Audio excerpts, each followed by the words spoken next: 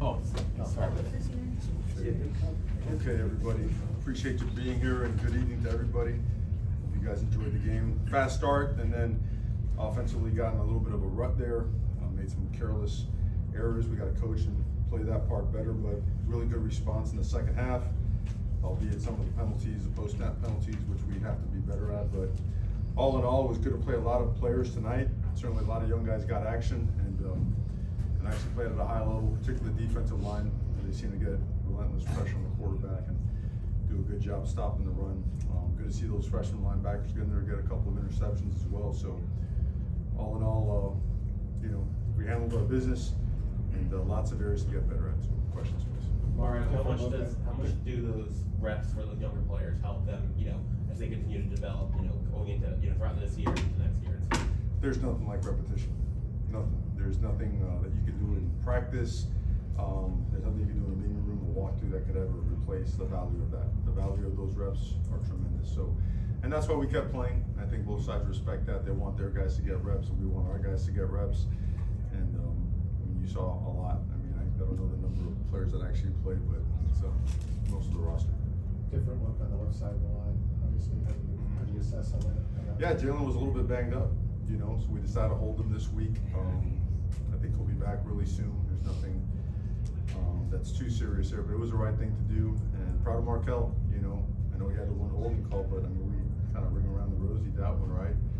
And that's hard to protect, but he played really well. I thought he played really well. See it on film. How valuable is it that you can have a kid in the second game of the year know that if you get called upon, you now have you play out of the program? Yeah, the honest truth is we got to do a better job coaching the other half of the roster and developing it. And the players, all of us, we just got to do a better job getting that side developed, because that's the reality of it. I mean, games are going to come down to who's next that steps in, and not during just mop-up duty during critical times. So we have a very strong commitment to developing those guys in practice, spending extra time with them, watching film, learning the systems, so that they can actually go out there and not only compete but bring value to the team. So yeah, I can't stress the value enough to your question. Another good game from Tyler Barron. Just what stood out to you through his first two with you guys?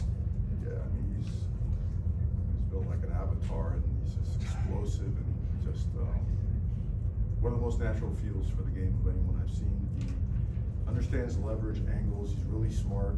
He's locked in. He's in tune with what's going on. He's always trying to figure out how to get better. He works hard. He's tough. He checks all the boxes, and now he's full throttle. And I think he's showing everybody what he's about. And that guy's another hungry, driven dude. We've been blessed with some really good players that have come to our program, and it's our job to push them and help get them better. Mario, what are your thoughts about the Florida A&M quarterback, Daniel Richardson? He looked pretty good to me. Yeah, great player, tough. Yeah. That guy knows how to play football. He's been playing football for a long, long time. Extends plays. He's on time with the ball. Great pocket awareness. Accurate. Yeah. You saw him lower his head a couple times too. He's not afraid. I just saw him in the hallway right now, and so we wish him the best for the rest of the season. I respect him, Coach Coley, the rest of their team. They're a bunch of really good football players and tough guys that are going to have a great season. Mario, I think you guys ran the ball when the ones were in and stuff, I think 15, 16 times, give or take. I think Fletcher and Martinez had 15 combined, not for lack of effectiveness. I guess, how did you determine how much you kind of divide between throwing and running tonight? Well, I don't think it's never a preset determination.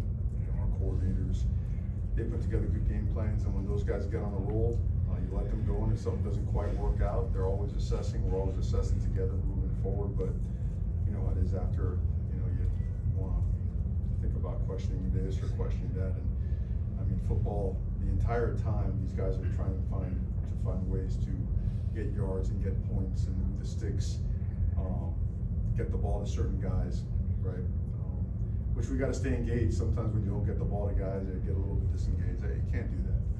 That's bull. That's baloney. So, but no, there's no set number of snaps we want to hand the ball. How about Wesley's play? It seemed to set the tone early on in the game.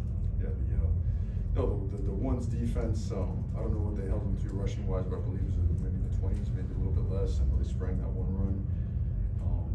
And early we pulled them out and got some reserves in, and they started bending a little bit, so we'd have to put them back in, goal line stand or whatnot. So, but then when the reserves started playing well, then we let it roll. So, but Wesley is off to a great start, had a great camp, and certainly the best is yet to come for him. Zake made a couple of nice plays tonight, just He did. reacted fast. He was locked in. Yeah. He was locked in. He had an interesting realization this week that's like, man, this college football stuff is hard. It requires a lot of time. I got to learn my stuff to be effective, be successful. And that he was going to do it. He had much better practices, and he earned the trust to go out there and to play, and he did not disappoint. And another one that we got to continue to do a really good job developing our young guys in playing. Morris, on the 2 games, can you find any of the superlatives for Cam Ward and his play and how he's leading his team thus far? Yeah, you can see what he brings to the table. I mean, what's he not doing is kind of more the question now. So for us, not the challenge, the exciting part is a guy like that, you find ways to challenge him, you know, because there's so much more that's in him and that he wants to do for the team, and he's very hard on himself, but he is the alpha dog leader. I know I've stated that term nauseum just about, but it's what he is, man, and it changes things, you know. It's certain guys bring a spark, right, and it catches with everybody. He's that guy. And on defense, it's been different guys. You know what I mean? You see Tyler Barron do, Wesley did it, right? A couple Mesidor, you know, has done it. You know, Misha's done it. So an absolute, he's a real one, man. He's a stud. What does it say about what does it say about him that, you know, he's diving for the pylon? You guys are up, I think, probably 35 or so at that point. He's diving for the pylon to get, you know, another touchdown. And what's going through your mind when you see him I think he kind of left his head first towards the end zone? He's not one of those like ceramic quarterbacks. He doesn't want to be that. I mean, this guy wants to flat out ball again. He wants to play ball. And remember, he wanted to come to Miami to win and win a championship, and he wanted to improve himself as a player. And he's doing all those things. He is like actively and with purpose, you know, has identified those things and is pursuing betterment in all those areas. That was one right there. I was kidding him about his speed on that. We'll check the GPS and see what it said, but great game by him, great play by Cam. Great. Thank you, Coach. Thank you. Guys, thank you.